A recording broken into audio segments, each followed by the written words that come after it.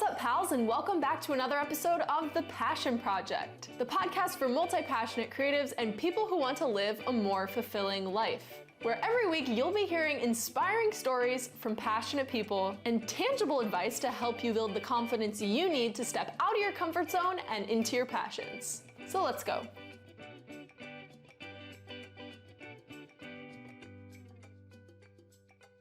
First of all, podcast beans, how in the world is it already February? I'm thinking in advance because technically right now when I'm recording this, it's January, but when y'all are hearing it, it's February. And guess what? I'm bringing you guys a guest today who is an expert at something I mention 24/7 on this podcast. It's in the intro, multi-passionate. She is an expert on being multi-passionate. That's my way of putting it, but I'll give you guys a little bit more background on our guest today. Her name is Annie Petsche, and she is a corporate consultant turned career and fulfillment coach for multi-passionate individuals. And she works with highly successful and ambitious, yet uninspired multi-passionate visionaries who feel underrepresented in their work.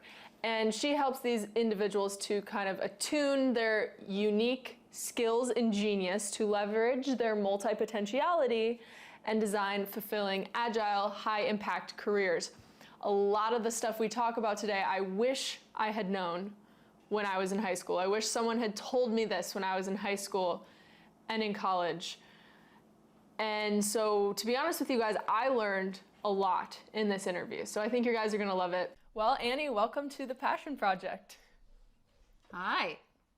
I am extra excited to have you on, and when I first saw you come up on my For You page, I was like, I gotta have her on my podcast because you're the expert of being multi-passionate. That's an interesting phrase, expert at being multi-passionate. You're just so good at articulating it, so I think we're gonna dive into a lot of great stuff here, but I always like to start with kind of a lighthearted question. So, what is your most used emoji? I love this question. I love emojis. And I actually have, I think, I put a little thought into this, and I have two top emojis. One, I always use the paint palette emoji because I feel like that so succinctly represents what it means to be multi-passionate. Absolutely. But I also love the little smiley face emoji with the stars as eyes. I feel like that just captures wonderment and joy so perfectly. Both of those are perfectly exemplify a multi-passionate person because it's just like pure passion and excitement and colors and everything. I love that. Yeah, vibrance. Yes. So to jump right in, when did you realize or kind of start identifying yourself as being multi-passionate? Was that something you always kind of had in the back of your mind, or did it come up at a certain point when you had a realization? Yeah, I would say a little bit of both, and a little bit of both because I always knew, you know, the way I was and how my energy would spread far and wide and how I had this insatiable curiosity for life. But for the large, majority of my life, probably until I was 30 years old, I'm 35 now, I didn't have a formalized term for it. And I think the term multi-passionate, is relatively new in our vernacular. So once I was able to put the label on it, that really sparked, more, I would say, a more directed path for myself, rather than just feeling like I know how I am and I know how my energy is, but I don't really know what that means necessarily. Yeah, like how can I put a word to what I feel like I am? Because I was the same way until I heard, I think multi-potentiality was the first thing I heard. But until I heard that, I was like, I just didn't know how to classify what I was feeling. Yeah, and for multi-passionate individuals or multi-potentiality individuals, it is so important for us to be able to put a name to what we are, just because I believe that self-awareness and self-understanding is so incredibly important for us, because we don't follow, the standard expected path. So it's really important that we're able to look inward and really understand who we are on a foundational soul level, who we are, what we need, what we want, etc. Absolutely. And just to kind of clarify it, I know I've talked about it on previous episodes, but in your words, kind of your definition, like, what do you classify as a multi-passionate person, or someone listening? Like, how can they be like, oh wait, that's me? Yes. At first blush, the term multi-passionate implies that you're a person with multiple passions. And while that may be true, that it just barely scratches the surface of what it means to be multi-passionate, what it really means is that we live passionately. So it means that we have this insatiable curiosity for life, and we never, it never serves us to put ourselves in any sort of box, because we draw inspiration from every corner of our life, regardless of what we're doing or what the scope of our role is in a work setting. We are looking constantly, just fanning out, and we're idea generators. So we're picking up, pockets of learning and inspiration, and we're gathering it all together, and then we're kind of analyzing it like in a transdisciplinary way. So that really, it's this zest and wonderment for how we live. We can get excited about pretty much anything that's put in front of us. If you give us a task or a problem to solve or show us a new discipline, we have that curiosity to dive in, and we're excited about it.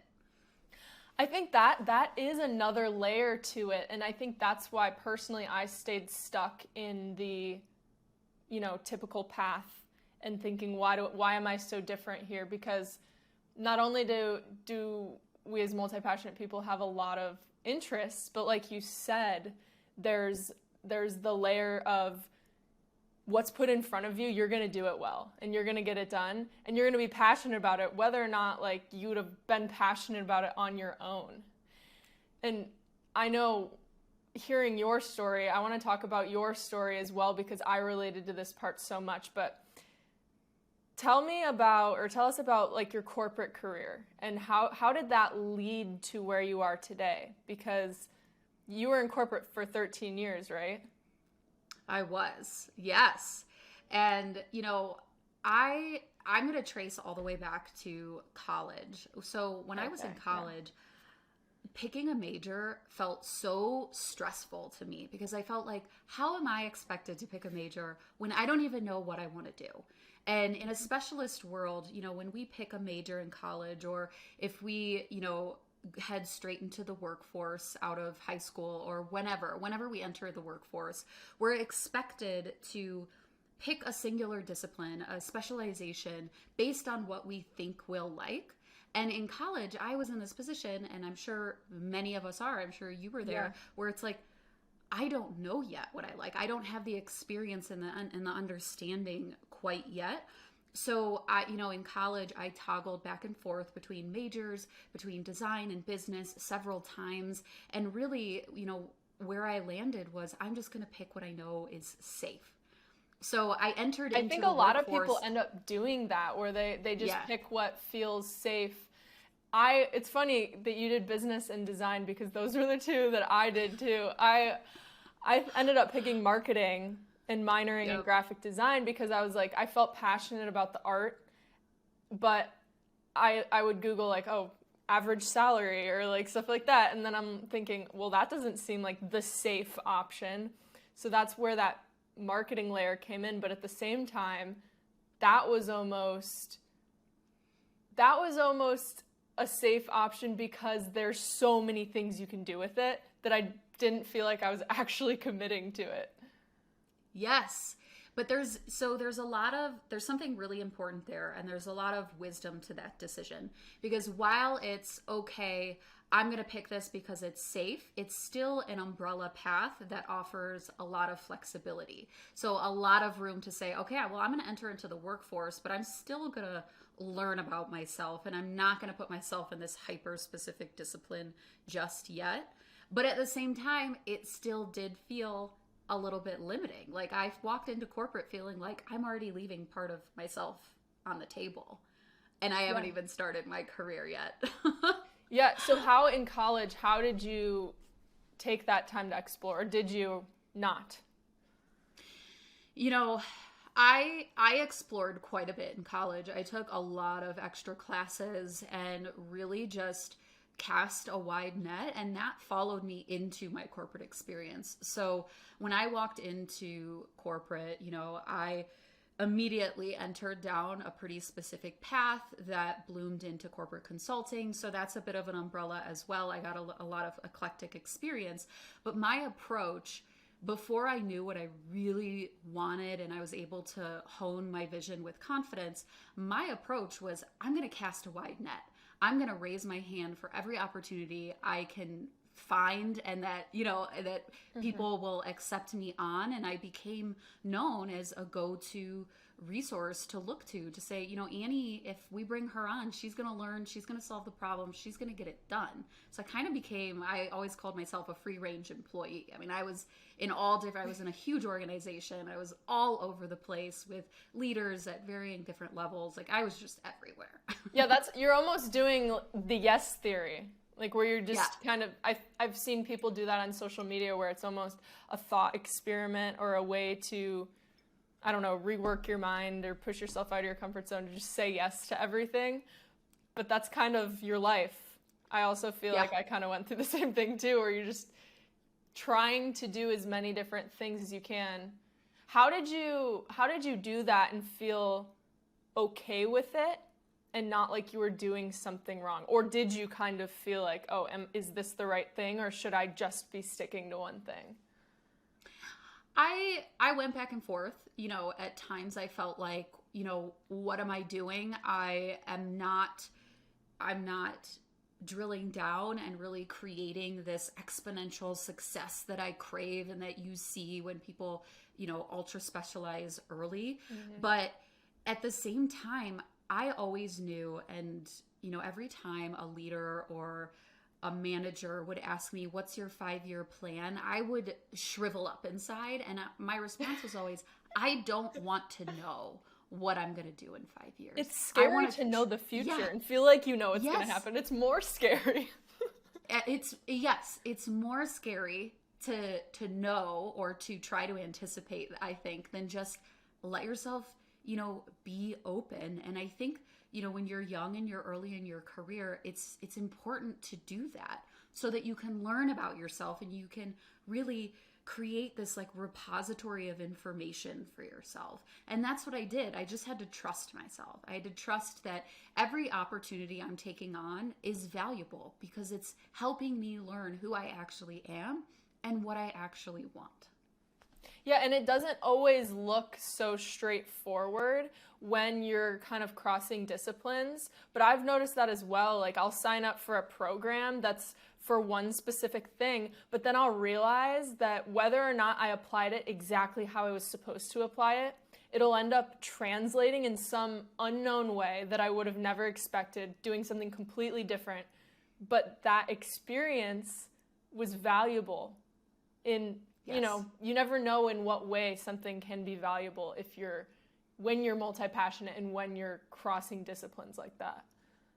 Yeah, absolutely. And that's an inherent superpower that we hold, is because we're taking in information from so many different disciplines, we have cultivated this strength, this key strength of synthesizing different concepts and being able to see, well, we're looking over here and we're analyzing this over here, we're discussing this over here, but I'm seeing parallels from all of these different areas as well, and I want to pull that in to the conversation into whatever problem we're solving for. Right, exactly. That is, I like that you highlighted that that's a superpower, and it's a skill that maybe not everybody has, and I think multi-passionate people need to realize that. I'm really passionate about bringing that awareness, and I know you are too. And so, with your corporate career, what was it that made you realize that you needed to take that step out of it? Because you were in there for 13 years. What was that process like? Yeah, so this is really important. I think the how we evolve from our early career and we start to shift in, as a multi-passionate individual, we start to shift to a mode of having more direction. Because I always knew, the moment I stepped into corporate, I always knew I want to be a business owner. Like I always knew I want that autonomy and that freedom. I just felt like I was always so much bigger than any specific box I could be put in that world. So that's something that was always simmering in the back of my mind. But I really started to reach the tipping point where I started to feel like, okay, I've been here for a decade and I've gotten so much experience that I'm really grateful for and that has been so valuable. But I'm now at the point where I'm taking on so many opportunities and I've created a lot of success for myself thus far. But I'm starting to identify that there's multiple different versions of myself that are showing up each day, both in my full-time job and in my personal time. And I was just spreading my energy so thin in all of these different directions. And I was creating these disparate pockets of progress, but I was never creating, like I said earlier, that like exponential leap of success and progress that I really craved. And I felt like I have the data, I have the understanding of self to start honing my vision, a little bit more. But I do think early on, we've talked about exploring, and there's a term for that. It's called the match fit approach. And it's just this idea that you take on a lot of opportunities early on in your career so that you can cultivate that understanding. And then as you reach that tipping point, you can then analyze it all and you can look and say, well, what are the connective threads here? And that's where I really start to get into your why and your zone of genius. And so that for me was my process, and then the process I take my clients through as well. I think I unintentionally did that, now that you say that. Because Yeah? when I graduated, I went straight into freelancing, and I was just kind of taking any project I could get. I did photography, I did videography, I did social media content, I did a YouTube channel, I was doing TikTok. Like I was just doing all kinds of different things. And I can relate to that tipping point of, okay, I'm overwhelmed. What can we do here? We've tried all these things. What's next? So that's kind of something that you take your clients through? Yeah, and it's important that we don't, like, a lot of my clients, when they come to me, they're looking at, okay, it's time to identify the thing, and then they're really excited and joyful to learn that it's not about finding the thing. So we're not, okay, I've been spreading myself so thin in all these different directions. Now I do actually have to specialize. It's more, okay, I've been casting a wide net. I've been creating, this eclectic palette of experience for myself. Now I am gonna like hone a little bit, and I'm gonna look at those connective threads, and I'm gonna create a lens for myself so that I can fan back out in just a more cohesive way with more direction and clarity. I think it's important for multi-passionate individuals that we actually design our career forward. So when I talk about career design, that's very intentional. It's using everything we know about ourselves to make decisions, that are in front of us, to have a vision, but to be able to say, okay, I'm looking at what I know. I'm giving myself the ability to stay agile and to evolve as I evolve as a person. Mm-hmm. Yeah, I love that. How long about was your kind of exploration phase? Was it a year or 6 months? Did you know how long it was going to be? Yeah, I had no idea how long it was going to be. And it really did unfold over the course of, I would say, a year and a half or so. And the reason that it took as long as it did was because I was stumbling around, figuring it out on my own, and, referencing all these different disciplines to understand myself. And, once I identified coaching as my umbrella path, that was a huge light bulb moment for me, because it didn't feel like, oh, coaching is now this narrow path. It was, coaching is something that I can infuse all of these varying interests and all of these different directions I've been going in under this one, umbrella. So once I got that, I started to move a lot more quickly. I love how you articulate everything. It's just so, you articulate the process so well, and I know it because I went through that. And so it's cool that you've kind of created a system, what feels like a system for multi-passionate people.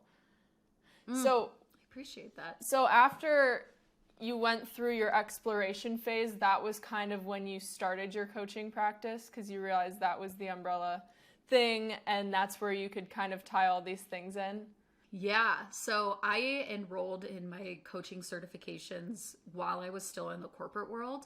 So the approach I took there was, I'm going to take everything I'm learning in my coaching practice and I'm going to apply it to my consulting work.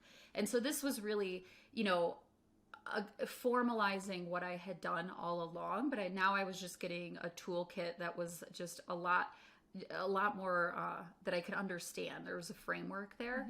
And so I started to apply it into everything I was doing. And I just started cross-referencing everything. And I kind of honed my practice while I was still in corporate. And I tested things out. And I really just, consistent with design thinking methodology, like I used proof of concepts all over the place. And that was so instrumental in me understanding my larger vision that I ultimately decided, okay, now's the time to leave. Yeah, that makes sense. So your exploration was kind of within that secure space of still having your corporate job. That was smart. And so what I want to talk about next is something that's you're passionate about, psychogeography, which, by the way, for you guys listening, I had never heard of psychogeography until Annie brought it up, and I was like, wait, we have to talk about that because that sounds interesting. Well, first of all, what is it? What is psychogeography? So psychogeography is actually a newer term that one of my clients introduced me to while I was riffing one day about exactly what we're about to talk about. But really, it's the effects of different geographical locations and landscapes on our mind and our behaviors. And traditionally, it really focuses on like human engineered environments like cities and stuff. But I apply it in a more general sense, of course, because I'm multi-passionate, and really look at the effects that the mountains have on my creativity and how I feel inspired, or how it calms my mind, versus the beach, versus being in a city like New York, or being, in Barcelona, Spain, immersing myself in the architecture. And this is something that I've always known about myself. Again, this term just kind of helped me put the label on it. But I have always known that my exploration and adventure was very closely tied to how I saw the world and how I felt inspired, and really just my mindset at any given time. Did you discover that? I'm curious. One of the other things that Annie and I have in common is that we're both from Ohio. Did you discover that when you moved from Ohio to Colorado, or was that timing different?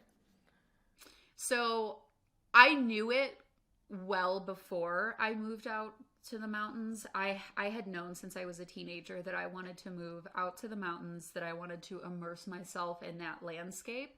And it wasn't until I moved out here that I really felt how truly impactful it was, because up until then, I would travel for a week or two at a time and I would feel it.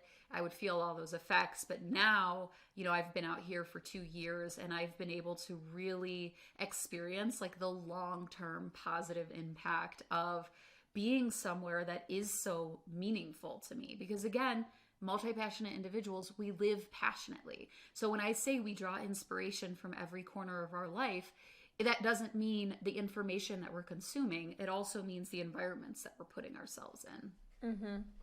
Yeah, and do you think that ties into being kind of a more sensitive person and like picking up on that type of stuff? Oh, yes. I speaking for myself, absolutely. I mean, I'm a highly sensitive individual, so my energy is very closely tied to the environment I'm in and my surroundings. And a lot of my clients, are either highly sensitive or empathic, or just have that more heightened sensory awareness. And I think that's a really beautiful thing because, when you attune to that, I can say, I want something that's going to energize me and excite me, and this is the mode I want to be in. I'm going to go, to LA.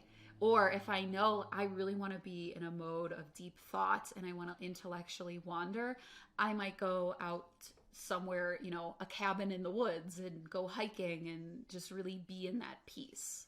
I'm going to have to try this out because I definitely noticed that shift because I recently moved to Florida, and St. Pete, which is where I'm at, is just an ultra creative place, and I can feel that energy, and it makes me more excited to create stuff, excited to go out and meet people, and I can feel the creative energy.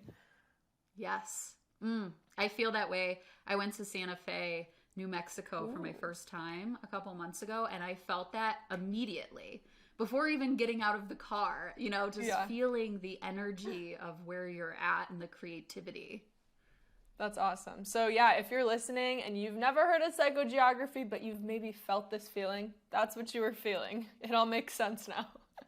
Yeah. So going kind of to go back to what we were talking about with exploring, like giving yourself the time to explore your passions, what would you say, how could someone kind of honor their curiosity in all of these different areas? They might be passionate about 5 different things, 10 different things. How can they honor that curiosity without feeling super overwhelmed and also kind of bringing in an element of stability? Yes. So this is where I think it's really important. I'm going to rewind a little bit before I respond to this in a proper way. So this is where I think it's so important for multi-passionate individuals to recognize that compartmentalizing the different versions of who we are, like our professional selves and who we are in our personal sphere, doesn't really work for us. And I don't mean we should blend the two and just overwork ourselves and let work overtake our personal. I mean, it's so important for us to craft a mode of operating for ourselves that is cohesive across our personal and professional spheres so that these 2 areas of our lives lift one another up. And that's where curiosity really comes into play. And we can lead with curiosity in everything we do, whether it's directly related to our bottom line or whether it's fueling us on a soul level.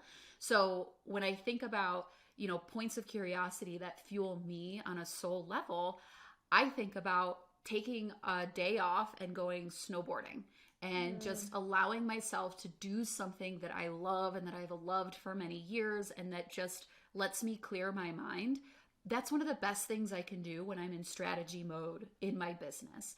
So there is a lot of guilt that comes into play, especially with multi-passionate individuals. We tend to be, high achievers, high performers. So we feel a lot of pressure on ourselves to be quote unquote productive or to be fueling the bottom line. But the reality is that we need that space to intellectually wander, to follow our curiosity in our own time, but also to follow our curiosity as it relates to our work. So, as a TikTok content creator, for example, I'm really interested in how the algorithm works and how SEO works, but that doesn't fuel me on a soul level. Like, Exactly. So the TikTok algorithm doesn't do it.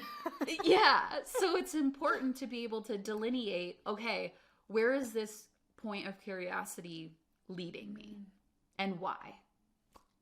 It's a lot of being intentional.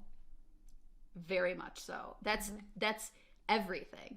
Intentionality and having that strong foundation of self-understanding, like I said earlier, is critically important because that allows us to lead forward from where we're at without having to hang all of our life plans on this pre-mapped out blueprint that's in the form of a specialist discipline. Yeah, and intentionality, I think, really just can allow you to, it's like setting a point. I've said this before, but like it's like setting a point, like a destination, but you don't really have the exact directions on how to get there. You're just kind of guided in that direction. Yes, and I always think of setting that point, or like goal setting, I always think of it in terms of holding your goals with open hands so that you have the vision, you understand what you want, but you're not tied to it. You offer yourself the flexibility to get there and figure out, navigate your way there, but you also offer yourself flexibility to refine that vision and change it as you change. Mm-hmm. Yeah, I love that, and just letting things evolve with you. Yes. So one of the things you said in that was that I want to ask you more about. How do you kind of pick out, if you have all these passions and there's, you could make money from anything these days with social media, that versus a hobby, and like, when do you know it's time to be like, you know what, I love doing this, but I need to keep it as a hobby? That's a great question. So in everything I do, this is why I feel so strongly about multi-passionate individuals identifying your why. And really what your why is taking a look at, again, the connective threads across everything you do and understanding on a foundational level what fuels me and why do I want to create impact in this world. So once you're equipped with your why, you can benchmark every opportunity against that why. So I can instantaneously make decisions at any given point in time and say, not only does this serve my why, but does this serve my why right now? And if the answer is yes, I press go.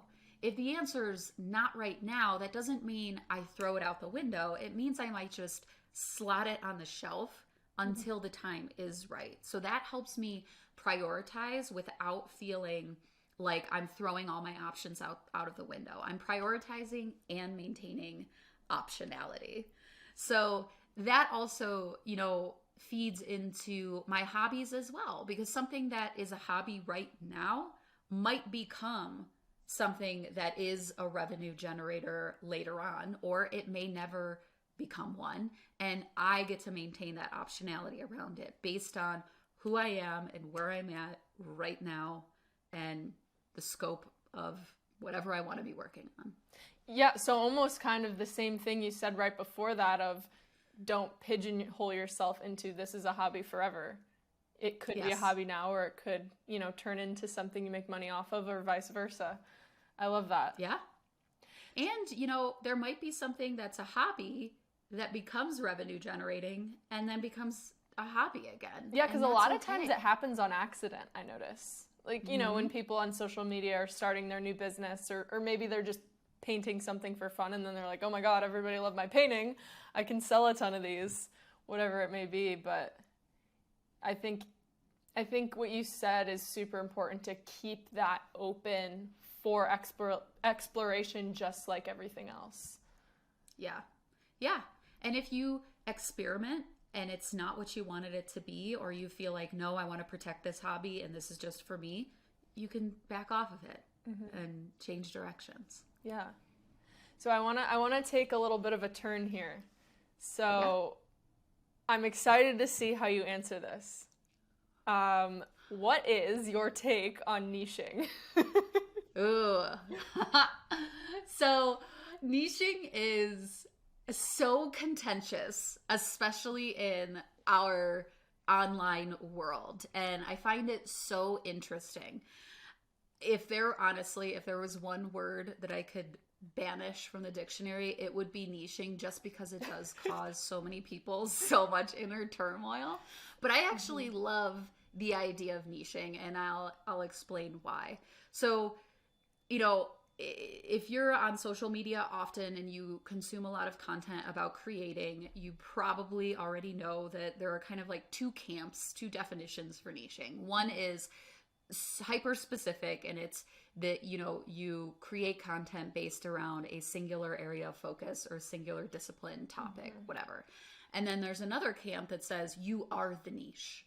You look at yourself and create create whatever you want to create based on who you are and how you feel, whatever you want to talk about.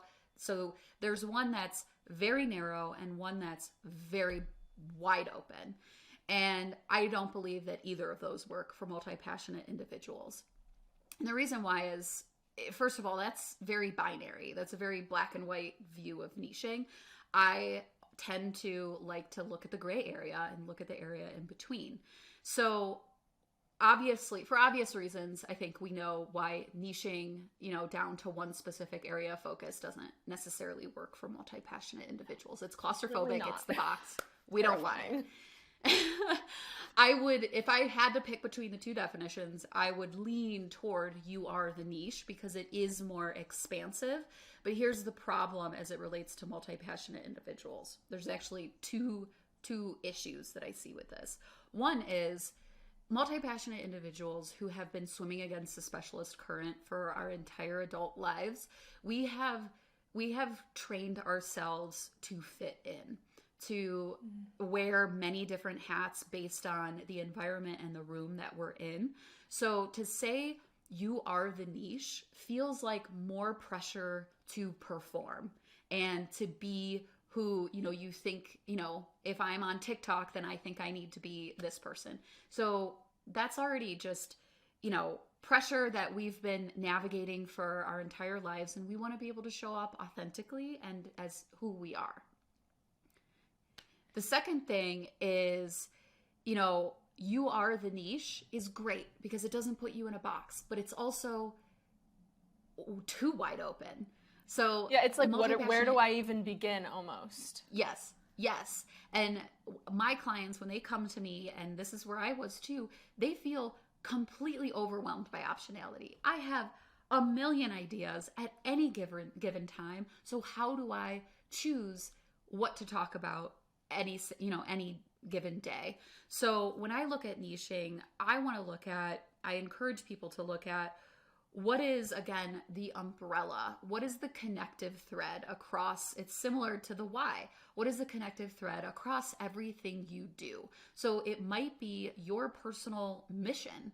It might be an umbrella topic that you can infuse a lot of varying interests and disciplines under. Like a creator that I always reference when I talk about this is Hank Green. So Hank Green operates under the umbrella of science in his TikTok bio. But you never really know from a content perspective what you're going to get when you go to Hank Green's TikTok page or when you see Hank Green pop up on your FYP. And then when you look at who he is as a creator and as an artist, he is all over the place. He moves in so many different directions. But you do know when you go to Hank Green's page or consume any of his books or anything, you are going to get educational content and you are going to get his eclectic personality that shines through. So while from a content perspective, you don't know what you're going to get, from a person perspective and from that connective thread, you know what to expect. I think that there's a layer of self-awareness in there. Yeah. Because that can even help you narrow it down. If you know, like you said, what's the difference between something I've mentally trained myself to do to fit in versus something that is actually me? Yes, absolutely. And when you understand what your connective threads are and you bring that self-awareness to it, that offers you a meaningful direction. So in everything I do, my foundational concept is design favors constraints. So when we have the right constraints, so when we have a North Star for ourselves to give ourselves direction, it actually expands our possibility because it jostles us free from overwhelm by optionality, and we can attune to ourselves. We can bring that self-awareness. We can say, I know that I want to create in XYZ. These are my, main constraints. And that's all I need to know. Aside from that, I'm wide open. I get to pick. I just now have some good guardrails that spark my creativity. Yeah, and it kind of gives you, it's essentially the why that you brought up earlier. It gives you that direction, that directionality instead of overwhelmed, which I've felt that so many times too, by the way, of just so many options that I don't even do anything. And then it's at that point where it's like not making a decision is a decision, and then you're just stuck. Yeah, so it's important that we have a balance of, really what we're talking about here is a balance of constants and variables. So when we think about Hank Green and his eclectic personality and his educational umbrella, those are his constants. But his variables are what he talks about day to day. So yeah, I'm definitely gonna have to check out Hank Green because I want to see kind of what you're explaining here. I need to see like kind of how he does it. But that's interesting. One thing that I picked out of your content that I was really intrigued by, that you talk about a lot, is called Linchpin skills. So first of all, what is that? What is a linchpin skill? Yeah, so linchpin skills are highly transferable skills that can really apply in any room or in any context. So they make you really agile, but they also allow you to lead with, hey, this is what I'm capable of and this is what I bring to the table. So really, for multi-passionate individuals, linchpin skills offer us a great foot in the door. So if we know either, if we're in early career exploration or we are starting to hone our vision and we see rooms that we want to be in, or we see opportunities that we want to get, but we may not have the technical qualifications for them, we can use our linchpin skills. We can lead with those to get our foot in the door. So an example of a great linchpin skill that I, led with in my corporate career and I still lead with today is asking great questions. So, and that feeds off of what we talked about earlier with the transdisciplinary superpower. So because we're looking at something, a specific scope or a specific area, and we're funneling all of these different disciplines into how we're perceiving it, how we're filtering it, we can then ask questions to anyone around us that are thoughtful and that challenge, that kind of challenge them to expand their worldview or their understanding of what's going on. So though that's a skill, that's a linchpin skill that people will say, I need that in any setting. So those kind of help you to stay consistent, and maybe you're switching paths or you're trying out a different skill, how you can argue your case for being relevant or give yourself the confidence you might need to feel like, okay, I have the skill to be here. Maybe I don't have the technical qualifications, but I'm here for a reason. Yeah, absolutely. And that's, the way I love the way that you just framed that, because it's reminiscent of what we just talked about with the idea of constants and variables and balancing the two. So leading with linchpin skills is a constant that you can use to stay agile and pivot in so many different directions. So almost kind of that is it's that stability. How I asked you earlier, like, how do you build stability into flowing throughout what you're doing in these different skills? That is kind of where it comes in, would you say? Yeah, absolutely. Offering yourself launching pads that you can use in a multitude of different contexts. Mm-hmm. I love that. Okay, I'm going to be sitting down and figuring out what my linchpin skills are. If you guys are listening too, that's a good one. I love that. So we've talked a lot about being multi-passionate. I think that this is just an incredible amount of information that can not only inspire people, but give them specific things to think about and do. Aside from that, aside from work, what you do, you're really good at it, you're really passionate about it, but what are your other top interests right now? Like that you could totally just, talk about for hours. Well, honestly, I could talk about almost anything for hours. Just have a long form conversation. We'll spin a wheel, and then you'll pick one. Yeah, exactly. That's such a tough question. That's a tough question because my top interests are everything. I'll give you one because I love it too. If you don't have one, yoga would be good. Yeah, my yoga practice has really flexed over the years, and where many people started is with the physical asana, and it became a much more personal practice once I became a certified yoga instructor. And I really practice the other limbs of yoga much more. But, this is something you kind of zeroed in on self-understanding and self-discovery a little bit.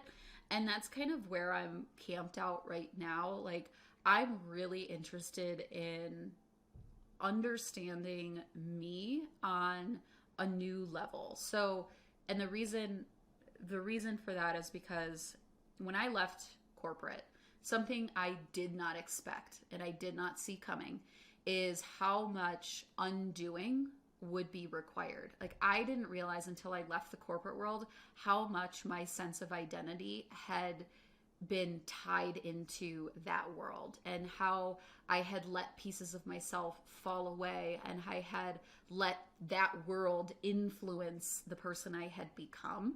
So I kind of had like a little bit of an identity crisis, and I sat with it for a really long time and just kind of just like let it be. And now I'm a year and a half out of corporate, so I've been really focused the past couple months on kind of looking at a return to self, like my creativity, my vibrance. For example, I love color theory. That was my favorite class in college. Color theory. It's something like, how do I want to infuse these pieces and parts of myself that were so authentic to who I am and foundational to who I am, but that did fall away a little bit. And then also looking at, who am I now? After all of this lived experience, and who is the evolved version of myself. So really seeking to show up authentically is something that's really important to me right now. Mm-hmm. And that's huge, almost as a trend, but I think it's important for people to understand what that actually means, what showing up authentically means. It's more than just, throwing your emotions on camera. It's more about, who am I to the core? How do I operate? What is the good, the bad, and the ugly of who I am? Yes, absolutely. And, understanding and starting to really, like, I've started to interrogate how I show up, especially as a content creator. I can look at my content and I can immediately know, was I being honest with myself? Was I showing up in a true fashion? And I think that's an unintended benefit of having, a well of content that you've created, because you get to see yourself and you get to understand yourself, and you get to assess, is this me? That's really interesting. I have noticed that too when I look back on or just the journey of becoming and being a content creator and an entrepreneur. I swear is the best self-development exercise, because you have no other choice. And when you're, especially for the content creator piece, when you're seeing yourself on camera, how you talk, little quirks you have, you're forced to dig deeper into that, exactly what you just said. Is this authentic or is it not? Does that look or feel like me, or am I like, who is that on the screen? And we have become so talented at curating these versions of ourselves that, it is important to take a look at it through like a different lens, through a more honest lens. So to kind of wrap up, if somebody were maybe in college or high school right now, or maybe a point in their life where they're redefining their path, what would you tell them? So this is going to put a bow on a lot of what we've talked about. It's going to summarize some of our different talking points. And I love this question because, having gone through, you and I went through similar journeys where we kind of stumbled along the way, and there were so many benefits to the way that we approached things, but we inadvertently approached things in a certain way. There are things that I wish I would have known, or I wish I would have felt confident in doing.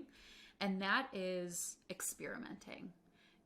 When we are young, for a lot of us, we are encouraged to try different hobbies, try different sports, different forms of art, etc., etc. And then when we get later into high school and college and into the workforce, that's where the expectation to specialize comes into play. And that is jostling, from going to I'm carefree and I get to explore the world to, okay, now it's time to decide. That doesn't work. And there are studies done that hyper specialization early on, while those individuals may create more success, right off the jump and start to, ascend in their careers, it's proven that leads to earlier burnout. So instead, experimentation is so important, and being able to understand that just because you're moving in a bunch of different directions simultaneously when you're young or you're early on in your career, that doesn't mean that you're behind. It means that you are taking the time to foundationally understand who you are, what you need, and what you actually want before taking those giant leaps forward and making those decisions. But I always look at it as a slingshot. Like, you pull back slowly because you're exploring and you're experimenting it. But once you let go, you leapfrog ahead because you're so much more clear and you're more aligned. You understand what fulfills you. So you're able to move in those directions. So I'm going to say it again, experiment. Experiment, take on opportunities, cast the wide net, and let it be okay. If you take anything from today, be a slingshot and experiment. I love that. I love that analogy. Yes. So Annie, where can people find you if they want to hear more? You have the best explanations, your content's just everything we talked about and more. So where can people find you? Thank you. So people can find me. I'm largely on TikTok. So at Coach_Annie Petsche. That is where, I am with you, and that is where I'm really showing up. I'm also on Instagram at Annie Petsche, and my website is always available for a deeper dive at www.anniepetsche.com. Awesome. Annie, thank you so much for being on. This was awesome. This was such a fun conversation. And all of those things she just said, places to find her, they're all linked in the show notes. You guys can go there to find Annie, learn more about her, learn more about being multi-passionate. And I will see you guys in the next episode.